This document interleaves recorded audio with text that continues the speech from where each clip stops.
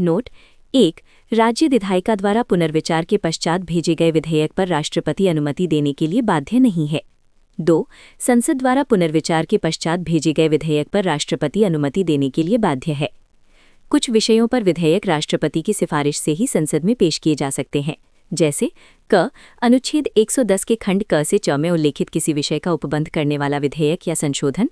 ख. अनुच्छेद 3 के तहत किसी नए राज्य का निर्माण या वर्तमान राज्यों के क्षेत्र, सीमाओं या नामों में परिवर्तन करने वाला विधेयक।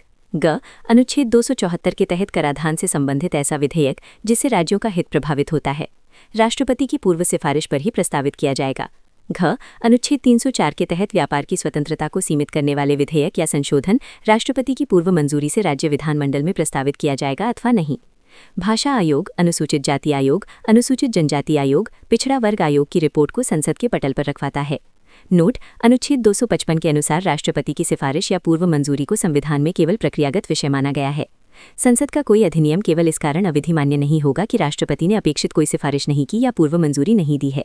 वित्तीय शक्तियां: अनुच्छेद 112 के 1 के अनुसार राष्ट्रपति प्रत्येक वित्तीय वर्ष के प्रारंभ में संसद के दोनों सदनों के सम्मुख वार्षिक वित्तीय विवरण यानी बजट रखवाता है। धन विधेयक राष्ट्रपति की सिफारिश से केवल लोकसभा में प्रस्तुत किया जा सकता है। अनुच्छेद 113 के 3 अनुदान की कोई भी मांग राष्ट्रपति की सिफारिश के बिना नहीं की जा सकती है। भारत की आकस्मिक निधि से अप्रत्याशित व्यय हेतु राष्ट्रपति अग्रिम भुगतान की स्वीकृति दे सकता है। अनुच्छेद 267 राष्ट्रपति केंद्र व राज्यों के मध्य राजस्व के बंटवारे हेतु 5 वर्ष में एक वित्त आयोग का गठन करता है। अनुच्छेद 280 परामर्शीय शक्तियां: सर्वोच्च न्यायालय से परामर्श करने की राष्ट्रपति की शक्ति। अनुच्छेद 143 अनुच्छेद 143 के 1 जब राष्ट्रपति को ये प्रतीत होता है कि विधि या तथ्य का सार्वजनिक महत्व का कोई ऐसा प्रश्न उत्पन्न हुआ है या उत्पन्न होने की संभावना है जिस पर सर्वोच्च न्यायालय की राय प्राप्त करना आवश्यक है, तब राष्ट्रपति उस प्रश्न को सर्वोच्च न्यायालय की राय के लिए भेजता है। तो सर्वोच्च न्यायालय सुनवाई के पश्चात जो वह ठीक समझता है राष्ट्रपति को अपनी राय देगा, लेकिन राष्ट्रपति सर्वोच्च न्यायालय की राय को मानने के लिए बाध्य नहीं है। अनुच्छेद 143 के 2 इसमें संविधान लागू होने से पहले के किसी संधि, करार, संविदा, वचनबंध या समझौता से जुड़े विवाद जो अनुच्छेद 131 के प्रावधान द्वारा सर्वोच्च न्यायालय के मूल क्षेत्राधिकार से बाहर रखे गए हैं, राष्ट्रपति उच्चतम न्यायालय को निर्देशित कर सकेगा। इन मामलों में उच्चतम न्यायालय को राय देना अनिवार्य है, जबकि 143 के 1 में उच्चतम न्यायालय राय दे भी सकता है और मना भी कर सकता है। दोनों ही मामलों में राय मानना राष्ट्रपति के लिए बाध्यकारी नहीं है। अनुच्छेद 143 भारत शासन अधिनियम 1935 की धारा 213 से लिया गया है। धारा 213 के तहत गवर्नर जनरल को संघीय न्यायालय, फेडरल कोर्ट से परामर्श लेने की शक्ति दी गई थी। कूटनीतिक शक्तियां: भारतीय संघ का संवैधानिक प्रमुख होने के कारण राष्ट्रपति वैदेशिक क्षेत्रों में भारत का प्रतिनिधित्व करता है। अंतर्राष्ट्रीय संधियां व समझौते राष्ट्रपति के नाम से किए जाते हैं। राष्ट्रपति विदेशों में स्थित भारतीय दूतावासों के लिए राजदूतों, उच्चायुक्तों व कूटनीतिक प्रतिनिधियों की नियुक्ति करता है। राष्ट्रपति विदेशों के राजदूतों व कूटनीतिक प्रतिनिधियों के प्रमाण पत्रों को स्वीकार करता है। सैन्य शक्तियां: राष्ट्रपति तीनों सेनाओं का सर्वोच्च सेनापति होता है। अनुच्छेद 53 वह तीनों सेनाओं के प्रमुखों की नियुक्ति करता है। वह युद्ध प्रारंभ की घोषणा तथा समाप्ति की घोषणा करता है, किंतु इस शक्ति के प्रयोग को संसद विधि बनाकर विनियमित कर सकती है। राष्ट्रपति की सैनिक शक्ति उसकी कार्यपालिका शक्ति के अधीन है, जिसका प्रयोग वह मंत्रिपरिषद की सलाह से करता है। राष्ट्रपति की वीटो शक्ति: अनुच्छेद 111 के तहत जब विधेयक राष्ट्रपति की अनुमति के लिए प्रस्तुत होता है तो उसके पास 3 विकल्प होते हैं। नाथ पब्लिकेशन D67 क्या आप चाहेंगे कि मैं इन शक्तियों जैसे वीटो शक्ति की व्याख्या करने में आपकी और मदद करूं? राजनीति विज्ञान के नोट्स का पूरा टेक्स्ट नीचे दिया गया है। सेकंड ग्रेड प्रथम प्रश्न पत्र राजनीति विज्ञान।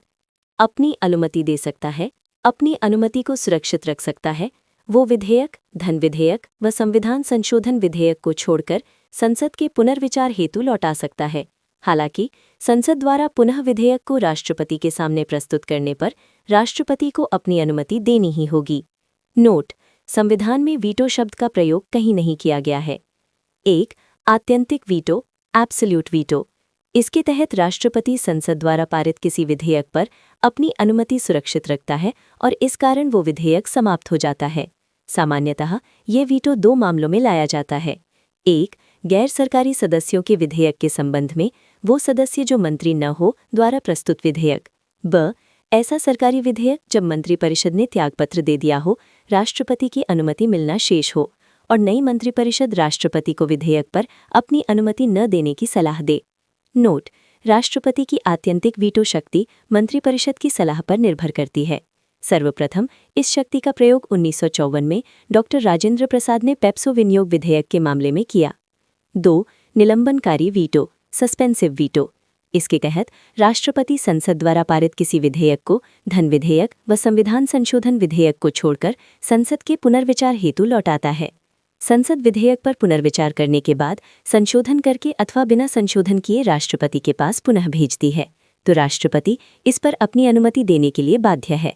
नोट: राष्ट्रपति धन विधेयक पर वीटो का प्रयोग नहीं कर सकता। धन विधेयक को अपनी अनुमति दे या उसे रोक कर रख सकता है। उसे संसद को पुनर्विचार के लिए नहीं भेज सकता है। साधारणतः राष्ट्रपति धन विधेयक पर अपनी अनुमति दे देता है, क्योंकि धन विधेयक संसद में राष्ट्रपति की सिफारिश से ही प्रस्तुत किया जाता है। 24वें संविधान संशोधन विधेयक 1971 द्वारा राष्ट्रपति को संविधान संशोधन विधेयक पर अनुमति देने के लिए बाध्य कर दिया गया। राष्ट्रपति संविधान संशोधन विधेयक को संसद के पुनर्विचार हेतु नहीं लौटा सकता। जेबी वीटो, पॉकेट वीटो। जेबी वीटो में राष्ट्रपति विधेयक पर न तो अपनी अनुमति देता है और न ही असहमति देता और न ही पुनर्विचार के लिए लौटाता है। वो विधेयक को एक अनिश्चित काल के लिए अपने पास लंबित रखता है। नोट: किसी विधेयक पर राष्ट्रपति कितने दिनों में अपनी अनुमति दे या अनुमति न दे या पुनर्विचार के लिए वापस लौटाए, इसके लिए संविधान में कोई समय सीमा तय नहीं की गई है। जेबी वीटो का सर्वप्रथम प्रयोग राष्ट्रपति ज्ञानी जैल सिंह ने भारतीय डाक संशोधन विधेयक 1986 के संदर्भ में किया। अनुच्छेद 201 के तहत राष्ट्रपति राज्यपाल द्वारा आरक्षित रखे गए विधेयकों पर निर्णय लेता है। यदि किसी विधेयक को राज्यपाल राष्ट्रपति के विचारार्थ सुरक्षित रखता है तो अनुच्छेद 201 के तहत राष्ट्रपति के पास 3 विकल्प होते हैं। विधेयक पर अपनी अनुमति दे सकता है, विधेयक पर अपनी अनुमति सुरक्षित रख सकता है, राज्यपाल के माध्यम से विधेयक को पुनर्विचार हेतु राज्य विधायिका के पास वापस भेज दे। यदि राज्य विधायिका विधेयक को संशोधन के बिना या संशोधन करके पुनः राष्ट्रपति के पास भेजती है तो राष्ट्रपति इस पर अपनी अनुमति देने के लिए बाध्य नहीं है। राज्य विधायिका राष्ट्रपति के वीटो को निरस्त नहीं कर सकती। राष्ट्रपति की अध्यादेश जारी करने की शक्ति। भारतीय संविधान में अध्यादेश का प्राविधान भारत शासन अधिनियम 1935 से प्रेरित है। अनुच्छेद 123 के तहत राष्ट्रपति को अध्यादेश जारी करने की शक्ति प्रदान की गई है। राष्ट्रपति के अध्यादेश जारी करने की महत्वपूर्ण विधायी शक्ति है। राष्ट्रपति इस शक्ति का प्रयोग अप्रत्याशित या अविलंबनीय परिस्थितियों से निपटने के लिए करता है। अनुच्छेद 123(1) के अनुसार जब संसद का सत्र नहीं चल रहा हो, किसी समय राष्ट्रपति को ये समाधान हो जाता है कि ऐसी परिस्थितियां विद्यमान हैं जिन पर तुरंत कार्यवाही करना आवश्यक है, तो राष्ट्रपति अध्यादेश जारी कर सकता है। नोट: तुरंत कार्यवाही का अनुच्छेद 352 के अधीन आपात की उद्घोषणा से अनिवार्य संबंध नहीं है।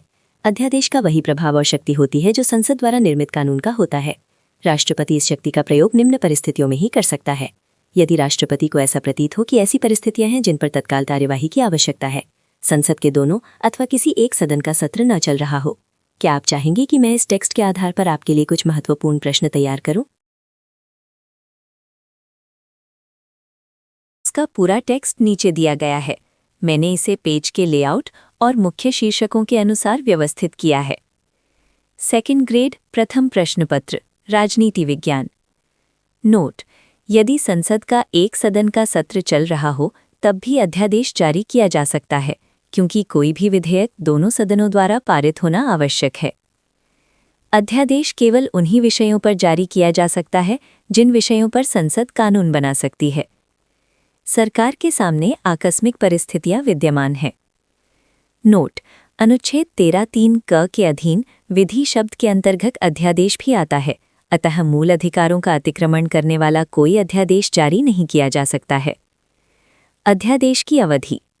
अनुच्छेद 123(2) के अनुसार अध्यादेश का वही बल और प्रभाव होता है जो संसद द्वारा निर्मित कानून का होता है।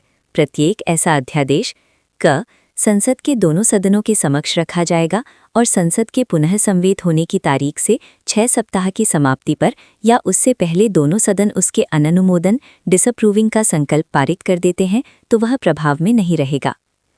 अनुच्छेद 123(2) ख के अनुसार राष्ट्रपति किसी भी समय अध्यादेश को वापस ले सकता है। अनुच्छेद 123(3) के अनुसार राष्ट्रपति उन्हीं विषयों पर अध्यादेश जारी कर सकता है जिन विषयों पर संसद को विधि बनाने की शक्ति है। अगर कोई अध्यादेश ऐसा उपबंध करता है जिसे अधिनियमित करने के लिए संसद सक्षम नहीं है तो वह अध्यादेश शून्य होगा। राष्ट्रपति के अध्यादेश प्रख्यापित करने की शक्ति संसद की विधायी शक्ति की समांतर या सहवर्ती शक्ति नहीं है। ये तब उपलब्ध नहीं होती जब संसद विधि बनाने के लिए समर्थ है। यदि संसद द्वारा इस पर कोई कार्यवाही नहीं की जाती है तो संसद की दोबारा बैठक के 6 सप्ताह बाद ये अध्यादेश समाप्त हो जाता है। संसद के दोनों सदन अध्यादेश का निरनुमोदन कर दें तो ये निर्धारित 6 सप्ताह की अवधि से पहले ही समाप्त हो जाता है। संसद की पुनः बैठक होने पर यदि दोनों सदन 6 सप्ताह के भीतर अध्यादेश को पारित कर देते हैं तो वह कानून बन जाता है। नोट: यदि संसद के दोनों सदन अलग अलग तिथि में पुनः संवेद होते हैं तो 6 सप्ताह की अवधि बाद वाली तिथि से गिनी जाएगी। अध्यादेश की अधिकतम अवधि 7.5 महीने तक हो सकती है, 6 माह + 6 सप्ताह। अध्यादेश के माध्यम से केंद्रीय अधिनियम में संशोधन किया जा सकता है। अध्यादेश किसी पिछली तारीख से प्रभावी हो सकता है। नोट: यदि किसी राज्य में राष्ट्रपति शासन हो या राष्ट्रीय आपातकाल लगा हो तो राष्ट्रपति राज्य सूची के विषयों पर भी अध्यादेश जारी कर सकता है। अध्यादेश जारी करना राष्ट्रपति की स्वविवेकीय शक्ति नहीं है, वह मंत्रिपरिषद की सलाह पर ही जारी करना है और वापस लेता है। 38वें संविधान संशोधन 1975 में अध्यादेश को अवाद योग्य बना दिया गया था, लेकिन 44वें संविधान संशोधन 1978 में इसे वापस वाद योग्य न्यायिक समीक्षा बना दिया गया। आर.सी. कपूर बनाम भारत संघवाद 1970 में उच्चतम न्यायालय ने कहा कि कोई पीड़ित व्यक्ति राष्ट्रपति व राज्यपाल की अध्यादेश जारी करने की शक्ति को इस आधार पर चुनौती दे सकता है कि उनका यह कृत्य असद्भावी था। न्यायालय इस बात की जांच कर सकता है कि राष्ट्रपति या राज्यपाल ने अपनी संवैधानिक शक्तियों का प्रयोग करते समय संविधान का अतिक्रमण किया है या नहीं किया है। नोट: 26 जनवरी 1950 से 17 अप्रैल 1952 पहली लोकसभा के गठन के पहले से पूर्व राष्ट्रपति डॉक्टर राजेंद्र प्रसाद ने 35 अध्यादेश जारी किए। राष्ट्रपति शंकर दयाल शर्मा के समय 1993 में 1 वर्ष की अवधि के दौरान सर्वाधिक अध्यादेश जारी किए गए। 1950 व 1996 में 32 अध्यादेश जारी किए गए। 10वीं लोकसभा 1991-1996 प्रधानमंत्री नरसिम्हा राव ने सर्वाधिक अध्यादेश जारी किए। राष्ट्रपति की क्षमादान करने की शक्ति। अनुच्छेद 72 एक राष्ट्रपति को किसी अपराध के लिए दोषसिद्ध ठहराए गए किसी व्यक्ति के दंड को क्षमा, प्रविलंबन, विराम या परिहार करने की अथवा दंडादेश के निलंबन, परिहार या लघुकरण की शक्ति होगी।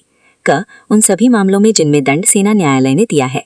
ख. उन सभी मामलों में जिनमें दंड ऐसे विषय संबंधी किसी विधि के विरुद्ध अपराध के लिए दिया गया है जिस विषय तक संघ की कार्यपालिका शक्ति का विस्तार है। ग. मृत्युदंड के मामलों में। अनुच्छेद 72(2) के अनुसार अनुच्छेद 72 क की कोई बात सैन्य बलों के किसी अधिकारी की सेना न्यायालय द्वारा पारित दंडादेश के निलंबन, परिहार या लघुकरण की विधि द्वारा प्रदत्त शक्ति पर प्रभाव नहीं डालेगी। D69 नाथ पब्लिकेशन। क्या आप चाहेंगे कि मैं इन विषयों, अध्यादेश या क्षमादान शक्ति में से किसी को और विस्तार से समझाऊं? इमेज का पूरा टेक्स्ट। द्वितीय श्रेणी प्रथम प्रश्नपत्र राजनीति विज्ञान। अनुच्छेद 72(3) के अनुसार अनुच्छेद 72(1) ख की कोई बात तत्समय प्रवृत्त किसी विधि के अधीन किसी राज्य के राज्यपाल द्वारा प्रयुक्त मृत्युदंड के निलंबन, परिहार या लघुकरण की शक्ति पर प्रभाव नहीं डालेगी। अनुच्छेद 72 के तहत राष्ट्रपति किसी अपराध के लिए दोष सिद्धि व्यक्ति के दंड को क्षमा कर सकता है अथवा लघुकरण, परिहार, विराम या प्रविलंबन कर सकता है। राष्ट्रपति की क्षमादान की शक्ति न्यायपालिका से स्वतंत्र है। राष्ट्रपति की क्षमादान शक्ति के 2 उद्देश्य हैं। 1. न्यायिक गलती को सुधारने के लिए। 2. दंड का स्वरूप अधिक कठोर होने पर उसका बचाव करने के लिए। क्षमा: दोषी व्यक्ति को पूर्णतः माफ कर देना, अर्थात क्षमा का अर्थ है अपराध कभी हुआ ही नहीं। क्षमादान एक अनुग्रह है जिसकी मांग अधिकार के रूप में नहीं की जा सकती है। लघुकरण: दंड के स्वरूप को बदलना, अर्थात मृत्युदंड को कठोर कारावास में परिवर्तित करना, कठोर कारावास को साधारण कारावास में बदलना। परिहार: दंड की प्रकृति में परिवर्तन किए बिना उसकी अवधि कम करना, अर्थात 4 वर्ष के कठोर कारावास को 2 वर्ष के कठोर कारावास में बदलना। विराम: दंड को विशेष परिस्थितियों में कम करना, जैसे महिलाओं की गर्भावस्था, शारीरिक अपंगता के कारण। प्रविलंबन: दंड पर अस्थायी रोक लगाना ताकि दोषी व्यक्ति क्षमा याचना या दंड के स्वरूप को बदलने की याचना कर सके, जैसे विशेषकर मृत्युदंड, फांसी के संदर्भ में फांसी को टालने के लिए। राष्ट्रपति क्षमादान की शक्ति का प्रयोग संघीय मंत्रिपरिषद की सलाह पर ही करेगा। दया की याचना करने वाले को राष्ट्रपति से मौखिक सुनवाई का अधिकार नहीं है। राष्ट्रपति की इस शक्ति पर कोई भी न्यायिक समीक्षा नहीं की जा सकती है, सिवाय वहां जहां राष्ट्रपति का निर्णय स्वेच्छाचारी, विवेक रहित, भेदभावपूर्ण हो। राष्ट्रपति की आपातकालीन शक्तियां। संविधान के भाग 18 में अनुच्छेद 352 से 360 तक आपातकालीन उपबंध उल्लेखित हैं। आपातकाल में भारत का संघीय ढांचा एकात्मक स्वरूप में बदल जाता है। संविधान में 3 प्रकार के आपातकाल का उल्लेख किया गया है। भारतीय संविधान के भाग 18 में अनुच्छेद 352 से 360 तक राष्ट्रपति की आपात शक्तियों का उल्लेख किया गया है। राष्ट्रीय आपातकाल अनुच्छेद 352, राज्यों में संवैधानिक तंत्र विफल हो जाने पर उपबंध अनुच्छेद 356, वित्तीय आपातकाल अनुच्छेद 360। राष्ट्रीय आपातकाल, युद्ध या बाह्य आक्रमण या सशस्त्र विद्रोह से उत्पन्न आपात। अनुच्छेद 352(1) के अनुसार यदि राष्ट्रपति को यह समाधान हो जाता है कि गंभीर आपात विद्यमान है जिससे युद्ध या बाह्य आक्रमण या सशस्त्र विद्रोह के कारण भारत या उसके राज्य क्षेत्र के किसी भाग की सुरक्षा संकट में है, तो वह संपूर्ण भारत या राज्य क्षेत्र के ऐसे भाग के संबंध में आपात की उद्घोषणा कर सकता है।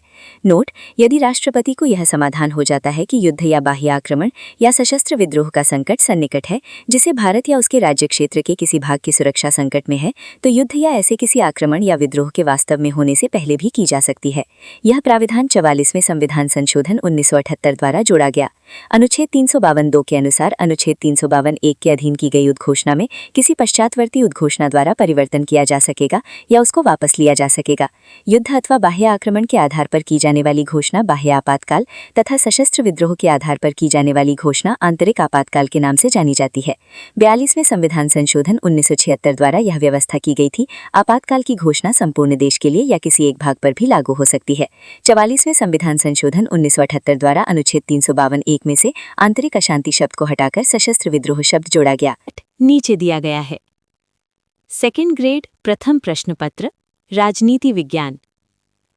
44वें संविधान संशोधन 1978 द्वारा अनुच्छेद 352(3) में ये प्राविधान किया गया कि राष्ट्रपति मंत्रिमंडल के लिखित परामर्श पर ही आपातकाल की घोषणा या ऐसी उद्घोषणा में परिवर्तन करने वाली उद्घोषणा करेगा। नोट: मूल संविधान में किसी भी अनुच्छेद में मंत्रिमंडल शब्द का उल्लेख नहीं था। वर्तमान में अनुच्छेद 352(3) में मंत्रिमंडल शब्द का उल्लेख है, जिसे 44वें संविधान संशोधन 1978 द्वारा जोड़ा गया। अनुमोदन: संसद के दोनों सदनों द्वारा राष्ट्रीय आपातकाल की उद्घोषणा जारी होने के 1 माह के भीतर अनुमोदन होना आवश्यक है। एक बार अनुमोदन मिलने पर 6 माह तक राष्ट्रीय आपातकाल जारी रहेगा तथा प्रत्येक 6 माह में संसद के अनुमोदन से इसे अनंत काल तक बढ़ाया जा सकता है। अनुच्छेद 352(4) के अनुसार प्रत्येक उद्घोषणा संसद के प्रत्येक सदन के समक्ष रखी जाएगी। उद्घोषणा किए जाने की तारीख से 1 माह की समाप्ति पर प्रवर्तन में नहीं रहेगी यदि उस अवधि के समाप्त होने से पहले संसद के दोनों सदन संकल्प द्वारा उसका अनुमोदन नहीं कर देते। परंतु यदि उद्घोषणा के समय या उसके 1 माह के भीतर लोकसभा का विघटन हो जाता है तथा राज्यसभा उद्घोषणा का अनुमोदन करने वाला संकल्प पारित कर देती है और लोकसभा द्वारा उस अवधि के दौरान पारित नहीं किया जाता, तो उद्घोषणा उस तारीख से जब लोकसभा अपने पुनर्गठन के पश्चात प्रथम बार बैठती है 30 दिन की समाप्ति पर प्रवर्तन में नहीं रहेगी, यदि उन 30 दिनों की अवधि में उद्घोषणा का अनुमोदन करने वाला संकल्प लोकसभा द्वारा पारित नहीं कर दिया जाता है। अनुच्छेद 352(5) यदि लोकसभा का विघटन 6 माह की अवधि के दौरान हो जाता है और ऐसी उद्घोषणा को बनाए रखने का अनुमोदन करने वाला संकल्प राज्यसभा द्वारा पारित कर दिया जाता है, तो उद्घोषणा उस तारीख से जब लोकसभा अपने पुनर्गठन के पश्चात प्रथम बार बैठती है 30 दिन की समाप्ति पर लागू नहीं रहेगी, यदि उक्त 30 दिनों की अवधि में उद्घोषणा को बनाए रखने का अनुमोदन करने वाला संकल्प लोकसभा द्वारा पारित नहीं कर दिया जाता है। अनुच्छेद 352(6) राष्ट्रीय आपातकाल की उद्घोषणा जारी करने का प्रत्येक संकल्प संसद के दोनों सदनों के विशेष बहुमत से पारित होना चाहिए। क. उस सदन के कुल सदस्यों का बहुमत। ख. उस सदन में उपस्थित तथा मतदान करने वाले सदस्यों के कम से कम 2/3 बहुमत से। नोट: विशेष बहुमत का प्रावधान 44वें संविधान संशोधन द्वारा जोड़ा गया। उद्घोषणा की समाप्ति: अनुच्छेद 352(7) के अनुसार यदि लोकसभा अनुच्छेद 352(1) के अधीन की गई उद्घोषणा या ऐसी उद्घोषणा में परिवर्तन करने वाली उद्घोषणा को न बनाए रखने वाला संकल्प पारित कर देती है, तो राष्ट्रपति ऐसी उद्घोषणा को वापस ले लेगा। अनुच्छेद 352(8) के अनुसार उद्घोषणा को वापस लेने का संकल्प लोकसभा की कुल सदस्य संख्या के कम से कम 1/10 सदस्यों द्वारा हस्ताक्षर करके लिखित रूप में। क. यदि लोकसभा का सत्र चल रहा है तो अध्यक्ष को। ख. यदि लोकसभा सत्र में नहीं है तो राष्ट्रपति को दिया जाएगा और ऐसे संकल्प पर विचार करने के लिए लोकसभा की विशेष बैठक अध्यक्ष या राष्ट्रपति ऐसी सूचना प्राप्त होने की तारीख से 14 दिन के भीतर की जाएगी। यदि लोकसभा साधारण बहुमत से संकल्प पारित कर देती है तो उद्घोषणा समाप्त हो जाएगी। अनुच्छेद 352(9) के अनुसार इस अनुच्छेद द्वारा राष्ट्रपति को प्रदत्त शक्ति के अंतर्गत युद्ध या बाह्य आक्रमण या सशस्त्र विद्रोह के अथवा युद्ध या बाह्य आक्रमण या सशस्त्र विद्रोह का संकट सन्निकट होने के विभिन्न आधारों पर विभिन्न उद्घोषणाएं करने की शक्ति होगी, चाहे राष्ट्रपति ने अनुच्छेद 352(1) के अधीन पहले से कोई उद्घोषणा की है या नहीं। ये प्रावधान 38वें संविधान संशोधन अधिनियम 1975 द्वारा जोड़ा गया। नोट: अनुच्छेद 352 में राष्ट्रीय आपातकाल शब्द का प्रयोग नहीं किया गया है, उसके स्थान पर आपात की उद्घोषणा शब्द का प्रयोग किया गया है। अनुच्छेद 356 में राष्ट्रपति शासन के स्थान पर राज्यों में संवैधानिक तंत्र के विफल हो जाने की दशा में उपबंध शब्दावली का प्रयोग किया गया है।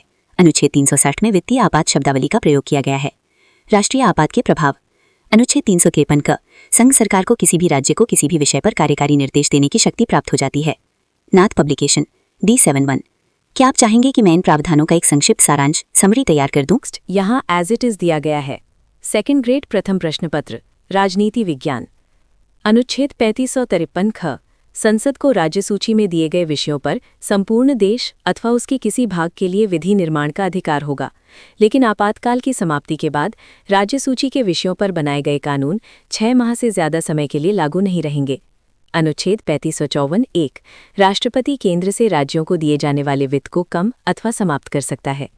अनुच्छेद 20 व 21 को छोड़कर अन्य मूल अधिकार निलंबित हो जाते हैं।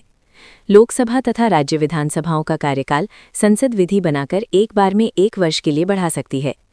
अनुच्छेद 3558 के अनुसार जब राष्ट्रीय आपातकाल की घोषणा की जाती है तब अनुच्छेद 19 द्वारा प्रदत्त मूल अधिकार स्वतः ही निलंबित हो जाते हैं, जबकि अनुच्छेद 3559 उन सभी मूल अधिकारों से संबंधित है जिनका राष्ट्रपति के आदेश द्वारा निलंबन होता है।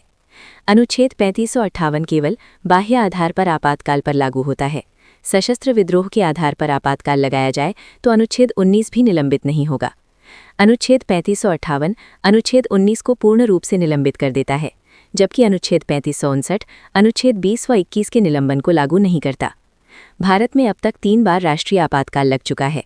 26 अक्टूबर 1962 में नीफा, अब अरुणाचल प्रदेश, पर चीनी आक्रमण के कारण प्रधानमंत्री जवाहरलाल नेहरू, राष्ट्रपति सर्वपल्ली राधाकृष्णन। ये आपातकाल 10 जनवरी 1968 तक जारी रहा। 3 दिसंबर 1971 में पाकिस्तान के आक्रमण के कारण दूसरी बार प्रधानमंत्री इंदिरा गांधी, राष्ट्रपति वी गिरी। 25 जून 1975 आंतरिक अशांति के आधार पर तीसरी बार प्रधानमंत्री इंदिरा गांधी तथा राष्ट्रपति फखरुद्दीन अली अहमद। दूसरी तथा तीसरी घोषणा 21 मार्च 1977 में समाप्त की गई। नोट: 1975 में घोषित आपातकाल के कारणों का पता लगाने के लिए शाह आयोग का गठन किया गया। अनुच्छेद 356 राज्यों में संवैधानिक तंत्र विफल हो जाने पर उपबंध। अनुच्छेद 356(1) के अनुसार यदि राष्ट्रपति को किसी राज्य के राज्यपाल से प्रतिवेदन मिलने पर या अन्यथा ये समाधान हो जाता है कि ऐसी स्थिति उत्पन्न हो गई है कि राज्य का शासन संविधान के अनुसार नहीं चलाया जा रहा है, तो राष्ट्रपति उद्घोषणा द्वारा क उस राज्य सरकार के सभी या कोई कार्य और राज्यपाल या किसी अन्य प्राधिकारी में निहित शक्तियां अपने हाथ में ले सकता है। ब ये घोषणा कर सकता है कि राज्य विधानमंडल की शक्तियां संसद के द्वारा या उसके प्राधिकार के अधीन प्रयोग की जाएंगी। ग ऐसे उपबंध कर सकता है जो उद्घोषणा को प्रभावी करने के लिए राष्ट्रपति को आवश्यक या वांछनीय प्रतीत हों। इसमें संविधान के किसी उपबंध का निलंबन भी है, परंतु इस खंड की कोई बात राष्ट्रपति को उच्च न्यायालय द्वारा प्रयोग की जाने वाली शक्तियों को अपने हाथ में लेने या निलंबन करने का अधिकार नहीं होगा। अनुच्छेद 356(2) के अनुसार ऐसी उद्घोषणा किसी बाद में की जाने वाली उद्घोषणा द्वारा वापस ली जा सकती है या उसमें परिवर्तन किया जा सकता है। उद्घोषणा की प्रक्रिया एवं अवधि। अनुच्छेद 356(3) के अनुसार राष्ट्रपति शासन की उद्घोषणा जारी होने के 2 माह के भीतर इसका संसद के दोनों सदनों द्वारा अनुमोदन हो जाना चाहिए। 2 माह की अवधि की समाप्ति से पहले अनुमोदन न होने पर उद्घोषणा प्रवर्तन में नहीं रहेगी, लेकिन ऐसी उद्घोषणा उस समय की जाती है जब लोकसभा का विघटन हो गया या 2 माह की अवधि के दौरान हो जाता है और राज्यसभा द्वारा उद्घोषणा का संकल्प पारित कर दिया जाता है, लेकिन लोकसभा द्वारा पारित नहीं किया जाता। तब उद्घोषणा लोकसभा के पुनर्गठन के बाद प्रथम बैठक से 30 दिन की समाप्ति पर लागू नहीं रहेगी यदि 30 दिन के भीतर लोकसभा द्वारा संकल्प पारित नहीं कर दिया जाता। अनुच्छेद 356(4) दोनों सदनों के साधारण बहुमत से अनुमोदन पर यह घोषणा 6 माह तक प्रभावी रहती है। इसी प्रक्रिया से इस घोषणा को आगे भी बढ़ाया जा सकता है, लेकिन इसे 1 वर्ष से अधिक समय के लिए बढ़ाने हेतु 2 शर्तें हैं। अनुच्छेद 356(5) 44वें संविधान संशोधन द्वारा अनुच्छेद 356(5) के अधीन की गई उद्घोषणा की अवधि को 1 वर्ष के लिए सीमित कर दिया गया। इसका अपवाद तभी हो सकता है जब संपूर्ण भारत में या पूरे राज्य या उसके किसी भी भाग में राष्ट्रीय आपातकाल लागू हो। नाथ पब्लिकेशन D72। हूबहू विवरण नीचे दिया गया है। सेकंड ग्रेड प्रथम प्रश्न पत्र, राजनीति विज्ञान। चुनाव आयोग ये मानित कर दे कि उस राज्य में चुनाव वर्तमान समय में संभव नहीं है। नोट: किसी राज्य में राष्ट्रपति शासन की अधिकतम अवधि 3 वर्ष से अधिक नहीं हो सकती है। राष्ट्रपति द्वारा राष्ट्रपति शासन की घोषणा को किसी भी दूसरी घोषणा द्वारा वापस लिया जा सकता है। ऐसी घोषणा के लिए संसद की अनुमति की आवश्यकता नहीं होती। प्रभाव: अनुच्छेद 357, अनुच्छेद 356 के अधीन की गई कि उद्घोषणा के दौरान विधायी शक्तियों का प्रयोग। अनुच्छेद 357(1) के अनुसार राज्य विधानमंडल की शक्तियां संसद द्वारा या उसके प्राधिकार के अधीन प्रयुक्त होंगी। संसद उस राज्य के लिए विधान बनाने की शक्ति राष्ट्रपति को या किसी अन्य प्राधिकारी को प्रदान कर सकती है। जब लोकसभा सत्र में ना हो तब राज्य की संचित निधि में से व्यय के लिए संसद की मंजूरी लंबित रहने तक व्यय को प्राधिकृत करने की राष्ट्रपति की क्षमता होगी। राष्ट्रपति राज्य सूची के विषयों पर अध्यादेश जारी कर सकता है। संसद राज्य के विधेयक और बजट प्रस्ताव को पारित करती है। अनुच्छेद 355 के अनुसार संघ का ये कर्तव्य होगा कि वो बाहरी आक्रमण और आंतरिक अशांति से प्रत्येक राज्य की सुरक्षा करे और ये सुनिश्चित करे कि प्रत्येक राज्य की सरकार संविधान के प्रावधानों के अनुसार चले। एस.आर. बोम्मई बनाम भारत संघवाद 1994 में उच्चतम न्यायालय ने अनुच्छेद 356 के संबंध में दिए निर्णय के प्रमुख बिंदु। अनुच्छेद 356 के अधीन जारी की गई उद्घोषणा न्यायिक पुनर्विलोकन के अधीन है। केंद्र में कोई राजनीतिक दल सत्ता में आ जाता है तो उसे राज्यों में भिन्न दलों की सरकारों को पदच्युत करने का अधिकार नहीं मिल जाता। उद्घोषणा जारी करने के तुरंत बाद विधानसभा भंग नहीं की जानी चाहिए। न्यायालय ये निर्णय करता है कि उद्घोषणा अविधिमान थी तो वो विधानसभा को पुनः जीवित कर सकता है। संसद द्वारा उद्घोषणा का अनुमोदन हो जाने के बाद ही विधानसभा विघटित की जानी चाहिए। अनुच्छेद 356 के अधीन जो शक्ति है वो आपादिक शक्ति है। इसका उपयोग कभी कभी किया जाना चाहिए। केंद्र सरकार से न्यायालय ये अपेक्षा कर सकता है कि वो सामग्री प्रकट की जाए जिसके कारण पर अनुच्छेद 356 लागू करने का निर्णय किया गया। नोट: अनुच्छेद 356(3) के तहत संसद द्वारा राष्ट्रपति की उद्घोषणा का अनुमोदन विधायी कार्य नहीं है, ये एक संवैधानिक कार्य है। ये राष्ट्रपति द्वारा 356(1) के अधीन शक्ति के प्रयोग पर अंकुश है। राष्ट्रपति को अनुच्छेद 356 में एक सशर्त शक्ति है, ना कि पूर्ण शक्ति। संविधान लागू होने के पश्चात तथा प्रथम आम निर्वाचन से पहले पंजाब एकमात्र राज्य जहां राष्ट्रपति शासन लगा। 1952 के आम चुनाव के बाद आंध्र प्रदेश पहला राज्य जहां राष्ट्रपति शासन लगा। मणिपुर में सर्वाधिक 11 बार राष्ट्रपति शासन लगा, उत्तर प्रदेश में 10 बार। सबसे लंबी अवधि के लिए राष्ट्रपति शासन जम्मू कश्मीर में। 2 राज्य छत्तीसगढ़ व तेलंगाना में राष्ट्रपति शासन नहीं लगा। अनुच्छेद 360 वित्तीय आपातकाल।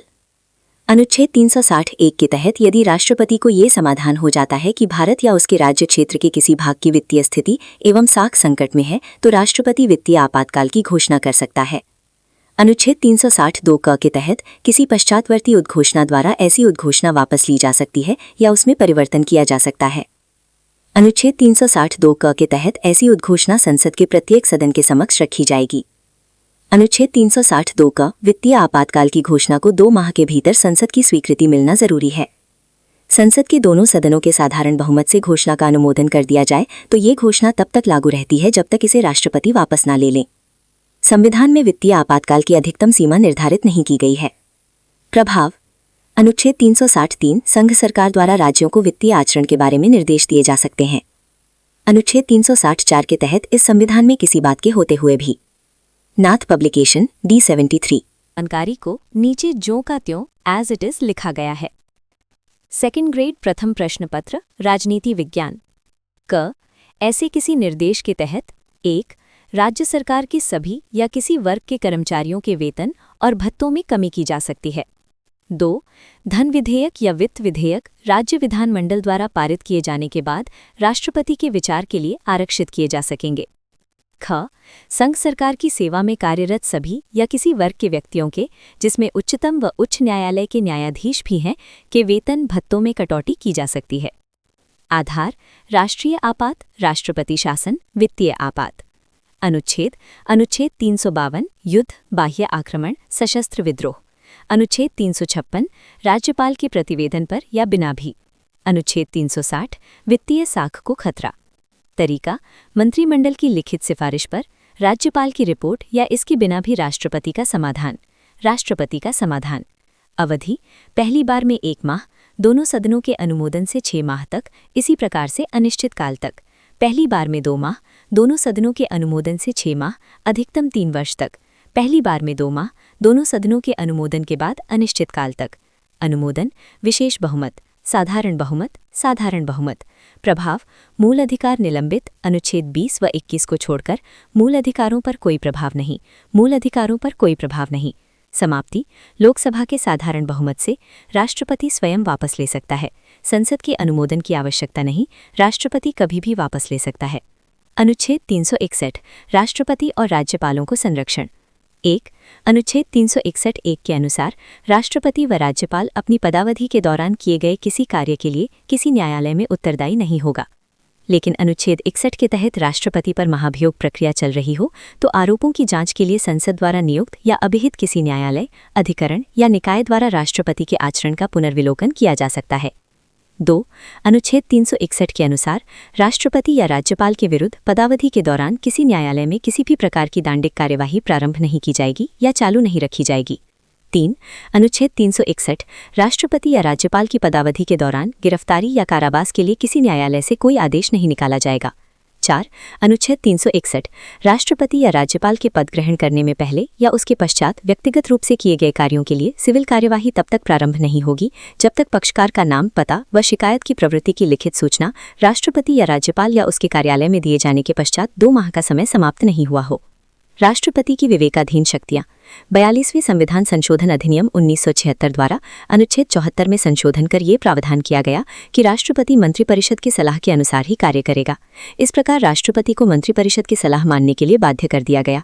लेकिन 44वें संविधान संशोधन द्वारा अनुच्छेद 74 में पुनः संशोधन कर ये प्रावधान किया गया कि राष्ट्रपति मंत्रिपरिषद की सलाह को एक बार पुनर्विचार के लिए वापस लौटा सकता है, लेकिन पुनर्विचार के बाद दी गई सलाह को मानने के लिए बाध्य है। राष्ट्रपति निम्न परिस्थितियों में अपने स्वविवेक का प्रयोग कर सकता है। लोकसभा में किसी भी दल के पास स्पष्ट बहुमत न होने पर, जब प्रधानमंत्री की अचानक मृत्यु हो जाए और उसका कोई स्पष्ट उत्तराधिकारी न हो, तब प्रधानमंत्री की नियुक्ति में राष्ट्रपति स्वविवेक का प्रयोग कर सकता है। यदि मंत्रिपरिषद ने लोकसभा में अपना बहुमत खो दिया हो तो वह लोकसभा को भंग कर सकता है। राष्ट्रपति किसी भी विधेयक को पुनर्विचार के लिए वापस भेज सकता है, धन विधेयक को छोड़कर। जेबी वीटो का प्रयोग राष्ट्रपति अपने स्वविवेक से करता है। टेक्स्ट का व्यवस्थित रूप यहाँ दिया गया है। 2nd ग्रेड प्रथम प्रश्न पत्र, राजनीति विज्ञान। अनुच्छेद 78 के तहत संघ के प्रशासन तथा विधान संबंधी जानकारी मांगना, संसद को संदेश भेजना। राष्ट्रपति से संबंधित विशेष तथ्य। 25 जुलाई 2022 को देश के 15वें राष्ट्रपति के रूप में द्रौपदी मुर्मू ने कार्यभार संभाला, दूसरी महिला राष्ट्रपति। प्रतिभा देवी सिंह पाटिल 12वें राष्ट्रपति के रूप में निर्वाचित होने वाली प्रथम महिला राष्ट्रपति थीं। चौथे राष्ट्रपति वीवी गिरी ने निर्दलीय प्रत्याशी के रूप में चुनाव जीता। अंतःकरण की आवाज पर खुला मतदान हुआ, जिसमें गिरी ने कांग्रेस के अधिकृत प्रत्याशी नीलम संजीव रेड्डी को पराजित किया। वीवी गिरी भारत के एकमात्र राष्ट्रपति हैं जिनको द्वितीय चक्र की मतगणना के बाद सफलता प्राप्त हुई। गिरी सबसे कम मतों के अंतर से जीतने वाले राष्ट्रपति हैं। वीवी गिरी एकमात्र ऐसे राष्ट्रपति हैं जिन्होंने कार्यवाहक राष्ट्रपति पद से त्यागपत्र देकर राष्ट्रपति पद का चुनाव लड़ा। छठे राष्ट्रपति नीलम संजीव रेड्डी निर्विरोध निर्वाचित होने वाले एकमात्र राष्ट्रपति हैं। रेड्डी एकमात्र राष्ट्रपति हैं जो लोकसभा अध्यक्ष भी रहे हैं। डॉक्टर जाकिर हुसैन और फखरुद्दीन अली अहमद का निधन उनके कार्यकाल के दौरान हो गया। मोहम्मद हिदायतुल्लाह उच्चतम न्यायालय के ऐसे प्रथम न्यायाधीश हैं जिन्होंने भारत के कार्यवाहक राष्ट्रपति का पदभार ग्रहण किया था। वीवी गिरी, एम हिदायतुल्लाह, बीडी जत्ती ने कार्यवाहक राष्ट्रपति के रूप में कार्य किया। 24 जनवरी 1950 को संविधान सभा ने अपनी अंतिम बैठक में डॉक्टर राजेंद्र प्रसाद को भारत का अंतरिम राष्ट्रपति 26 जनवरी 1950 से 13 मई 1952 तक निर्वाचित किया। राष्ट्रपति एवं उनका कार्यकाल। क्रम संख्या, नाम, कार्यकाल, मुख्य प्रतिद्वंद्वी, प्रधानमंत्री, विशेष विवरण। क्रम संख्या 1, नाम डॉक्टर राजेंद्र प्रसाद, कार्यकाल 13 मई 1952 से 13 मई 1957, मुख्य प्रतिद्वंद्वी केटी शाह, प्रधानमंत्री जवाहरलाल नेहरू। विशेष विवरण, राजनेता, वकील, पत्रकार व स्वतंत्रता आंदोलन के प्रमुख नेता, स्वतंत्र भारत के पहले राष्ट्रपति, संविधान सभा के अध्यक्ष, 2 बार राष्ट्रपति पद पर निर्वाचित होने वाले पहले एवं एकमात्र व्यक्ति, सर्वाधिक अवधि तक पद पर बने रहे एकमात्र राष्ट्रपति, अनुच्छेद 87 के तहत सबसे ज्यादा अभिभाषण देने वाले राष्ट्रपति, एक ही प्रधानमंत्री नेहरू को सबसे ज्यादा 3 बार शपथ दिलाने वाले एकमात्र राष्ट्रपति। क्रम संख्या 2, डॉक्टर सर्वपल्ली राधाकृष्णन, कार्यकाल 13 मई 1962 से 13 मई 1957, मुख्य प्रतिद्वंद्वी चौधरी हरिराम, प्रधानमंत्री जवाहरलाल नेहरू, लाल बहादुर शास्त्री, गुलजारीलाल नंदा, इंदिरा गांधी। विशेष विवरण, भारत के प्रथम उपराष्ट्रपति, 4 प्रधानमंत्रियों को शपथ दिलाने वाले एकमात्र राष्ट्रपति, पहली बार महिला प्रधानमंत्री को शपथ दिलाने वाले राष्ट्रपति। नाथ पब्लिकेशन, D75। भारत के राष्ट्रपतियों से संबंधित तालिका का टेक्स्ट नीचे दिया गया है। 2nd ग्रेड प्रथम प्रश्न पत्र, राजनीति विज्ञान। क्रम संख्या, राष्ट्रपति, कार्यकाल, मुख्य विपक्षी, प्रधानमंत्री, अन्य महत्वपूर्ण तथ्य। पहली बार राज्यसभा सदस्य इंदिरा गांधी को प्रधानमंत्री नियुक्त करने वाले राष्ट्रपति। जन्मदिन 5 सितंबर शिक्षक दिवस के रूप में मनाया जाता है। प्रतिष्ठित विद्वान, दार्शनिक व राजनेता। मैसूर, कलकत्ता व ऑक्सफोर्ड विश्वविद्यालय में प्रोफेसर रहे। 1949-52 तक सोवियत संघ में भारत के राजदूत रहे। बनारस हिंदू विश्वविद्यालय व आंध्र विश्वविद्यालय के कुलपति रहे। तीसरे, डॉक्टर जाकिर हुसैन, 13 मई 1967 से 3 मई 1969। के सुब्बाराव, इंदिरा गांधी, पहले मुस्लिम राष्ट्रपति, पद पर रहते मृत्यु को प्राप्त पहले राष्ट्रपति। निर्वाचित राष्ट्रपतियों में सबसे कम अवधि के लिए राष्ट्रपति। एकमात्र ऐसे राष्ट्रपति जिन्होंने किसी प्रधानमंत्री को शपथ नहीं दिलवाई। अर्थशास्त्र में पीएचडी। अलीगढ़ मुस्लिम विश्वविद्यालय व जामिया मिलिया इस्लामिया विश्वविद्यालय के कुलपति रहे। 1957-1962 तक बिहार के राज्यपाल रहे। वराहगिरी वेंकटगिरी, 3 मई 1969 से 20 जुलाई 1969। कार्यवाहक, इंदिरा गांधी, पहले कार्यवाहक राष्ट्रपति। मोहम्मद हिदायतुल्लाह, 20 जुलाई 1969 से 24 अगस्त 1969। कार्यवाहक, इंदिरा गांधी, दूसरे कार्यवाहक राष्ट्रपति। नागपुर, मध्य प्रदेश उच्च न्यायालय के मुख्य न्यायाधीश रहे। 1968-1970 तक उच्चतम न्यायालय के मुख्य न्यायाधीश रहे। चौथे, वराहगिरी वेंकटगिरी, 24 अगस्त 1969 से 24 अगस्त 1974। एन संजीव रेड्डी, इंदिरा गांधी, आयरलैंड की स्वतंत्रता आंदोलन में भाग लिया। श्रमिकों के अधिकारों, मजदूरों और ट्रेड यूनियनों के हितों की वकालत की। स्वतंत्र उम्मीदवार के रूप में राष्ट्रपति चुने जाने वाले एकमात्र व्यक्ति। पांचवें, फखरुद्दीन अली अहमद, 24 अगस्त 1974 से 11 फरवरी 1977। त्रिदीप चौधरी, इंदिरा गांधी, दूसरे राष्ट्रपति जिनका कार्यकाल के दौरान निधन हुआ। D76, नाथ पब्लिकेशन। क्या आप चाहते हैं कि मैं इस जानकारी के आधार पर आपके अभ्यास भारत के राष्ट्रपतियों से संबंधित तालिका का टेक्स्ट नीचे दिया गया है। सेकंड ग्रेड, प्रथम प्रश्नपत्र, राजनीति विज्ञान। क्रम, नाम, कार्यकाल, अन्य विवरण, प्रधानमंत्री, विशेष तथ्य। व्यक्तिगत सत्याग्रह और भारत छोड़ो आंदोलन में भाग लिया, जिसके कारण 1942 में गिरफ्तार किया गया। 1952 में राज्यसभा सदस्य व 1967 में लोकसभा के सदस्य बनी। खाद्य एवं कृषि, सहकारिता, शिक्षा, औद्योगिक विकास जैसे मंत्रालयों को संभाला। 1975 के आपातकाल की घोषणा। बीडी जत्ती, 11 फरवरी 1977 से 25 जुलाई 1977। कार्यवाहक, इंदिरा गांधी, मोरारजी देसाई। कार्यवाहक राष्ट्रपति के रूप में कार्य करने वाले दूसरे उपराष्ट्रपति। सबसे अधिक अवधि के लिए कार्यवाहक राष्ट्रपति रहे। एकमात्र कार्यवाहक राष्ट्रपति जिन्होंने प्रधानमंत्री को पद की शपथ दिलाई। नीलम संजीव रेड्डी, 25 जुलाई 1977 से 25 जुलाई 1982। निर्विरोध। मोरारजी देसाई, चरण सिंह, इंदिरा गांधी। निर्विरोध राष्ट्रपति के रूप में निर्वाचित पहले और अभी तक के एकमात्र राष्ट्रपति। निर्वाचन से ठीक पूर्व लोकसभा के निर्विरोध अध्यक्ष चुने गए। अब तक के पद ग्रहण करने वालों में सबसे कम उम्र के राष्ट्रपति। लोकसभा के पहले अध्यक्ष जो राष्ट्रपति बने। ब्रिटिश शासन के विरुद्ध जन आंदोलनों में भाग लेने के कारण 2 बार जेल गए। 1956 में आंध्र प्रदेश के मुख्यमंत्री बने तथा 2 कार्यकाल पूरे किए। 2 बार लोकसभा अध्यक्ष चुने गए। ज्ञानी जैल सिंह, 25 जुलाई 1982 से 25 जुलाई 1987। HR खन्ना, इंदिरा गांधी, राजीव गांधी। पहले सिख राष्ट्रपति, पहले गृह मंत्री जो राष्ट्रपति बने। JB पॉकेट वीटो का प्रयोग करने वाले पहले राष्ट्रपति। भारत छोड़ो आंदोलन में सक्रिय भूमिका निभाई। ब्रिटिश शासन के खिलाफ आंदोलन के कारण जेल गए। 1972 से 1977 तक पंजाब के मुख्यमंत्री रहे। 1980 में इंदिरा गांधी सरकार में केंद्रीय गृह मंत्री बने। नाथ पब्लिकेशन, D77। क्या आप चाहेंगे कि मैं इस जानकारी के आधार पर को नीचे दी गई तालिका के रूप में लिखा गया है। सेकंड ग्रेड, प्रथम प्रश्नपत्र, राजनीति विज्ञान। क्रम संख्या, राष्ट्रपति का नाम, कार्यकाल, विपक्षी उम्मीदवार, तत्कालीन प्रधानमंत्री, विशेष तथ्य, विवरण। 8, R वेंकटरमण, 25 जुलाई 1987 से 25 जुलाई 1992। विपक्षी उम्मीदवार, V कृष्णा अय्यर, तत्कालीन प्रधानमंत्री, राजीव गांधी, VP सिंह, चंद्रशेखर, PV नरसिम्हा राव। विशेष तथ्य, 4 प्रधानमंत्रियों के साथ कार्य किया, उनमें से 3 को शपथ दिलाई। 1935 में मद्रास उच्च न्यायालय और बाद में सर्वोच्च न्यायालय में वकालत की। 1942 के भारत छोड़ो आंदोलन में भाग लेने के कारण 2 वर्ष जेल में रहे। 4 बार लोकसभा के सदस्य रहे। इंदिरा गांधी व राजीव गांधी के मंत्रिमंडल में रक्षा मंत्री व वित्त मंत्री रहे। 9, शंकर दयाल शर्मा, 25 जुलाई 1992 से 25 जुलाई 1997। विपक्षी उम्मीदवार जॉर्ज गिलबर्ट स्वेल, तत्कालीन प्रधानमंत्री पीवी नरसिम्हा राव, अटल बिहारी वाजपेयी, एचडी देवगौड़ा, इंद्र कुमार गुजराल। विशेष तथ्य: 4 प्रधानमंत्रियों के साथ कार्य किया, उनमें से 3 को शपथ दिलाई। उपराष्ट्रपति के रूप में कार्य किया 1987 से 92। प्रथम वरीयता में सबसे कम अंतराल से जीतने वाले राष्ट्रपति। भोपाल विश्वविद्यालय में विधि के प्रोफेसर रहे।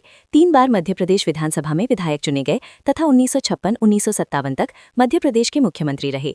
1971 में लोकसभा के सदस्य बने तथा 1974-1977 तक संचार मंत्री रहे, मानव संसाधन विकास मंत्री और शिक्षा मंत्री भी रहे। 10. के.आर. नारायणन, 25 जुलाई 1997 से 25 जुलाई 2002। विपक्षी उम्मीदवार टी.एन. शेषन, तत्कालीन प्रधानमंत्री इंद्र कुमार गुजराल, अटल बिहारी वाजपेयी। विशेष तथ्य: पहले दलित राष्ट्रपति, सर्वाधिक मतों के अंतराल से जीतने वाले। इस निर्वाचन में पहली बार दिल्ली और पुडुचेरी विधानसभाओं के निर्वाचित सदस्यों ने भाग लिया। 1949 में विदेश सेवा से करियर शुरू किया। थाईलैंड, तुर्की व चीन में भारत के राजदूत रहे। 1984 में 8वीं लोकसभा के सदस्य बने। राजीव गांधी सरकार में मंत्री बने। केरल से राष्ट्रपति बनने वाले पहले व्यक्ति। 11. डॉक्टर एपीजे अब्दुल कलाम, 25 जुलाई 2002 से 25 जुलाई 2007। विपक्षी उम्मीदवार लक्ष्मी सहगल, तत्कालीन प्रधानमंत्री अटल बिहारी वाजपेयी, मनमोहन सिंह। विशेष तथ्य: मिसाइल मैन के रूप में चर्चित। 1992 से 99 तक रक्षा मंत्री के वैज्ञानिक सलाहकार के रूप में कार्य किया। 1999 से 2001 तक भारत सरकार के प्रधान वैज्ञानिक सलाहकार के रूप में कार्य किया। वैज्ञानिक सलाहकार समिति के पदेन अध्यक्ष। D78 नाथ पब्लिकेशन। क्या आप चाहते हैं कि मैं इस जानकारी के आधार पर आपके लिए कुछ महत्वपूर्ण बहुविकल्पीय प्रश्न MCQs तैयार करूं? प्रथम प्रश्न पत्र राजनीति विज्ञान से संबंधित जानकारी है। आपके निर्देशानुसार इस पेज के टेक्स्ट को यहाँ हूबहू एज इट इज लिखा गया है। सेकंड ग्रेड प्रथम प्रश्न पत्र राजनीति विज्ञान। क्रम, नाम, कार्यकाल, विपक्षी उम्मीदवार, तत्कालीन प्रधानमंत्री, अन्य महत्वपूर्ण तथ्य।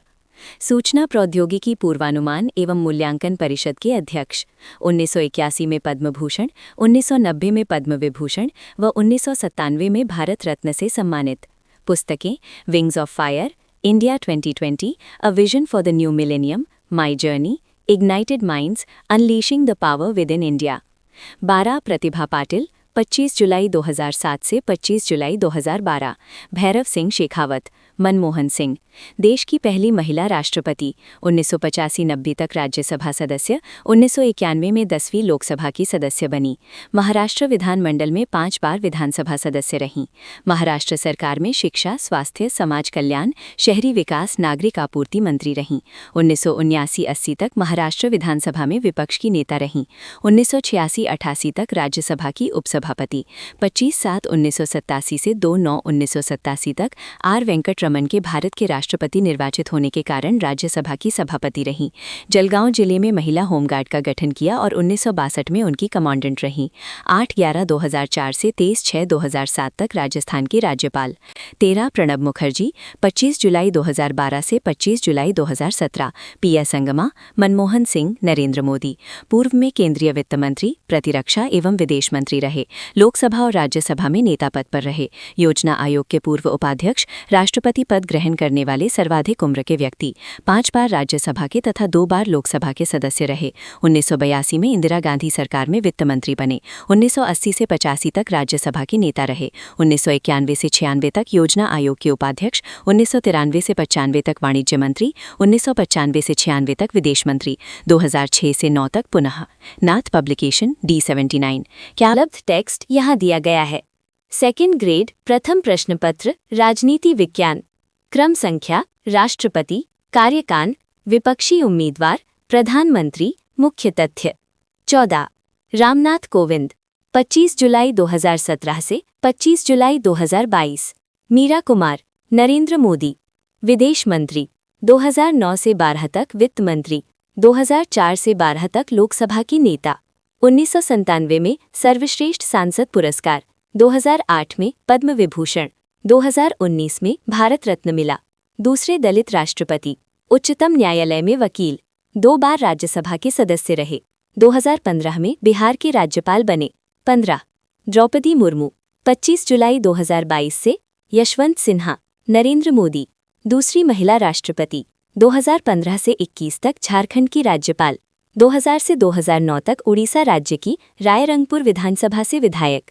उड़ीसा सरकार में 2000 से 2002 तक वाणिज्य एवं परिवहन विभाग की राज्य मंत्री स्वतंत्र प्रभार तथा 2002 से 4 तक मत्स्य पालन व पशु संसाधन विभाग की राज्य मंत्री स्वतंत्र प्रभार। 2007 में उड़ीसा विधानसभा का सर्वश्रेष्ठ विधायक पुरस्कार। इन्हें 2023 में सूरीनाम का सर्वोच्च नागरिक सम्मान grand order of the chain of the yellow star से सम्मानित किया गया। 2024 में फिजी का सर्वोच्च नागरिक सम्मान कंपेनियन ऑफ द पद ऑर्डर ऑफ फिजी से सम्मानित किया गया। 2024 में तिमोर लेस्ते का सर्वोच्च नागरिक सम्मान grand collar of the order of Timor Leste से सम्मानित किया गया। भारत रत्न से सम्मानित राष्ट्रपति डॉक्टर सर्वपल्ली राधाकृष्णन 1954 पहले राष्ट्रपति जिन्हें राष्ट्रपति बनने से पहले इस पुरस्कार से सम्मानित किया गया। राजेंद्र प्रसाद 1962, जाकिर हुसैन 1963 दूसरे राष्ट्रपति जिन्हें राष्ट्रपति बनने से पहले यह पुरस्कार मिला। वीवी गिरी 1975, डॉक्टर एपीजे अब्दुल कलाम 1997 तीसरे राष्ट्रपति जिन्हें राष्ट्रपति बनने से पहले यह पुरस्कार मिला। प्रणब मुखर्जी 2019। अब तक राष्ट्रपति का चुनाव लड़ने वाली 6 महिलाएं। श्रीमती मनोहर होलकर 1967 चौथा चुनाव, श्रीमती फूलचरण कौर 1969 पांचवां चुनाव, श्रीमती लक्ष्मी सहगल 2002 12वां चुनाव, श्रीमती प्रतिभा पाटिल 2007 13वां चुनाव, श्रीमती मीरा कुमार 2017 15वां चुनाव, श्रीमती द्रौपदी मुर्मू 2022 16वां चुनाव। DAT नाथ पब्लिकेशन। क्या आप चाहेंगे कि मैं इस जानकारी से संबंधित कुछ महत्वपूर्ण प्रश्न MCQs तैयार करूं जो आपकी परीक्षा में मदद कर सकें? उपराष्ट्रपति वाइस प्रेसिडेंट से संबंधित जानकारी दी गई है। आपके निर्देशानुसार इस पृष्ठ के टेक्स्ट को नीचे हूबहू लिखा गया है। उपराष्ट्रपति। भारतीय संविधान में उपराष्ट्रपति का पद अमेरिकी संविधान से लिया गया है। संवैधानिक पदों की वरीयता क्रम में राष्ट्रपति के बाद उपराष्ट्रपति के पद को दूसरा स्थान दिया गया है। अनु 63 के अनुसार भारत का एक उपराष्ट्रपति होगा। अनु 64 के अनुसार उपराष्ट्रपति राज्यसभा का पदेन सभापति होगा। अपनी पदावधि के दौरान उपराष्ट्रपति अन्य कोई लाभ का पद धारण नहीं करेगा। लेकिन जिस अवधि के दौरान उपराष्ट्रपति अनुच्छेद 65 के अधीन राष्ट्रपति के रूप में कार्य करता है, तब वो राज्यसभा के सभापति पद के कर्तव्यों का पालन नहीं करेगा और सभापति को देय वेतन व भत्तों का हकदार नहीं होगा। अनुच्छेद 65 राष्ट्रपति के पद की आकस्मिक रिक्ति, अनुपस्थिति में उपराष्ट्रपति का राष्ट्रपति के रूप में कार्य करना या उसकी कृत्यों का निर्वहन। अनुच्छेद 65(1) के अनुसार राष्ट्रपति की मृत्यु, पद त्याग या पद से हटाए जाने या अन्य कारण से पद में हुई रिक्ति की दशा में उपराष्ट्रपति उस तारीख तक राष्ट्रपति के रूप में कार्य करेगा जब तक निर्वाचित राष्ट्रपति अपना पद ग्रहण करता है। अनुच्छेद 65(2) के अनुसार जब राष्ट्रपति अनुपस्थित हो, बीमार या अन्य कारण से अपने कार्यों का निर्वहन करने में असमर्थ हो, तब उपराष्ट्रपति उस तारीख तक उसके कार्यों का निर्वहन करेगा जिस तारीख तक राष्ट्रपति अपने कर्तव्यों को फिर से संभालता है। अनुच्छेद 65(3) के अनुसार उपराष्ट्रपति जब राष्ट्रपति के रूप में कार्य करता है या उसके कर्तव्यों का निर्वहन कर रहा है तो उसे राष्ट्रपति की सभी शक्तियां और उन्मुक्तियां होंगी तथा राष्ट्रपति पद की उपलब्धियां, भत्ते व विशेषाधिकार पाने का हकदार होगा। अनुच्छेद 66 उपराष्ट्रपति का निर्वाचन। अनुच्छेद 66(1) के अनुसार उपराष्ट्रपति का निर्वाचन अप्रत्यक्ष रूप से एक निर्वाचक मंडल द्वारा होता है, जिसमें संसद के दोनों सदनों के निर्वाचित व मनोनीत सदस्य भाग लेते हैं। उपराष्ट्रपति का चुनाव आनुपातिक प्रतिनिधित्व के आधार पर एकल संक्रमणीय मत प्रणाली द्वारा गुप्त मतदान से होता है। नोट: मूल संविधान में उपराष्ट्रपति के निर्वाचन के लिए संसद के दोनों के संयुक्त अधिवेशन का प्रावधान था, लेकिन 11वें संविधान संशोधन 1961 द्वारा इसमें परिवर्तन कर संयुक्त अधिवेशन की बजाय निर्वाचक मंडल की व्यवस्था की गई। सेकंड ग्रेड प्रथम प्रश्न पत्र राजनीति विज्ञान। अनुच्छेद 66(2) के अनुसार उपराष्ट्रपति संसद या राज्य विधानमंडल के किसी सदन का सदस्य नहीं होगा। यदि संसद या राज्य विधानमंडल के किसी सदन का कोई सदस्य उपराष्ट्रपति निर्वाचित हो जाता है तो उपराष्ट्रपति के पद ग्रहण की तारीख से वह स्थान रिक्त समझा जाएगा। प्रत्याशी का नाम 20 मतदाताओं द्वारा प्रस्तावित व 20 मतदाताओं द्वारा अनुमोदित होना चाहिए। उपराष्ट्रपति के निर्वाचन में राज्य विधानसभा व राज्य विधान परिषद के सदस्य भाग नहीं लेते हैं। उपराष्ट्रपति की योग्यताएं। अनुच्छेद 66(3) के अनुसार क. भारत का नागरिक हो, ख. 35 वर्ष की आयु पूर्ण कर चुका हो, ग. राज्यसभा का सदस्य निर्वाचित होने की योग्यता रखता हो। अनुच्छेद 66(4) के अनुसार संघ या राज्य सरकार के अधीन किसी लाभ के पद पर न हो। अनुच्छेद 67 उपराष्ट्रपति की पदावधि। उपराष्ट्रपति अपने पद ग्रहण की तारीख से 5 वर्ष तक पद धारण करेगा, लेकिन उपराष्ट्रपति राष्ट्रपति को संबोधित अपने हस्ताक्षर सहित लेख द्वारा अपना पद त्याग सकता है। ब उपराष्ट्रपति को राज्यसभा के तत्कालीन समस्त सदस्यों के बहुमत से पारित संकल्प से, जिससे लोकसभा सहमत हो, पद से हटाया जा सकेगा, लेकिन ऐसा संकल्प 14 दिन की सूचना देने के पश्चात ही लाया जा सकता है। उपराष्ट्रपति को पदावधि पूर्ण होने से पहले भी हटाया जा सकता है। उसे हटाने के लिए महाभियोग की आवश्यकता नहीं है। उपराष्ट्रपति को हटाने संबंधी संकल्प केवल राज्यसभा में ही रखा जा सकता है। ग उपराष्ट्रपति 5 वर्ष की पदावधि के पूर्ण होने के पश्चात भी पद पर बना रह सकता है, जब तक उसका उत्तराधिकारी पद ग्रहण न कर ले। नोट: उपराष्ट्रपति को उसके पद से हटाने के लिए संविधान में कोई आधार का उल्लेख नहीं है, अर्थात जिसे राज्यसभा उचित समझे तथा राज्यसभा का साधारण बहुमत तथा लोकसभा की सिर्फ सहमति आवश्यक है। अनुच्छेद 68 उपराष्ट्रपति पद की रिक्तता। अनुच्छेद 68(1) के अनुसार उपराष्ट्रपति की पदावधि की समाप्ति से हुई रिक्ति को भरने के लिए निर्वाचन पदावधि की समाप्ति से पहले ही कर लिया जाता है। नीचे दिया गया है। सेकंड ग्रेड प्रथम प्रश्न पत्र राजनीति विज्ञान। अनुच्छेद 68(2) के अनुसार उपराष्ट्रपति की मृत्यु, पद त्याग, पद से हटाए जाने या अन्य कारणों से हुई रिक्ति को भरने के लिए निर्वाचन यथाशीघ्र किया जाएगा और निर्वाचित व्यक्ति पद ग्रहण की तारीख से 5 वर्ष की अवधि तक पद धारण करेगा।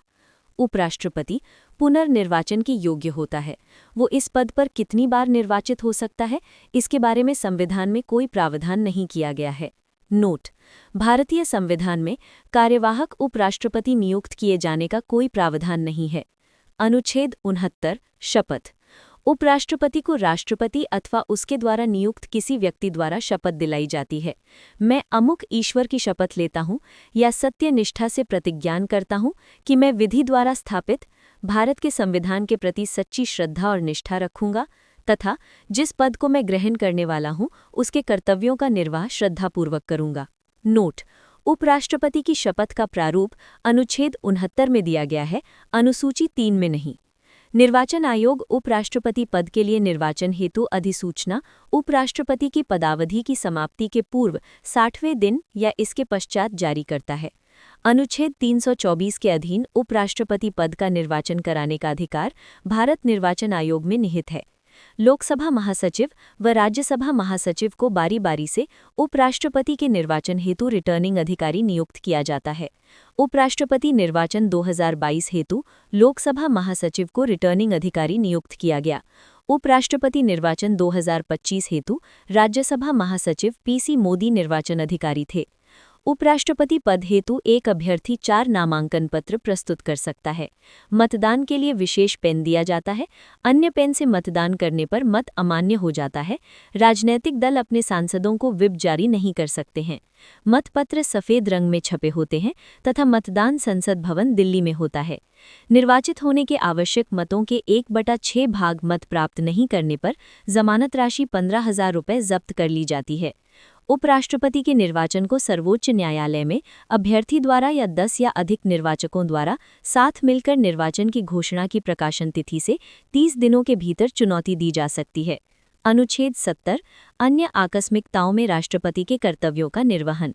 राष्ट्रपति के पद के किसी कारणवश रिक्त हो जाने के साथ ही उपराष्ट्रपति का पद भी रिक्त हो जाता है, तो ऐसे समय में राष्ट्रपति के कार्यों का निर्वाह कौन करेगा?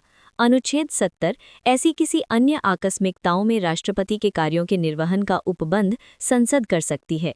वेतन भत्ते। उपराष्ट्रपति राज्यसभा का पदेन सभापति होता है, अतः उसे राज्यसभा के सभापति के रूप में वेतन मिलता है। उसे उपराष्ट्रपति होने के कारण पद का वेतन नहीं दिया जाता है। ये वेतन भारत की संचित निधि पर भारित होता है। शक्तियां व कार्य। अनुच्छेद 64 के तहत उपराष्ट्रपति राज्यसभा के पदेन सभापति के रूप में कार्य करता है। इस संदर्भ में उसकी शक्तियां व कार्य लोकसभा अध्यक्ष के समान ही होते हैं।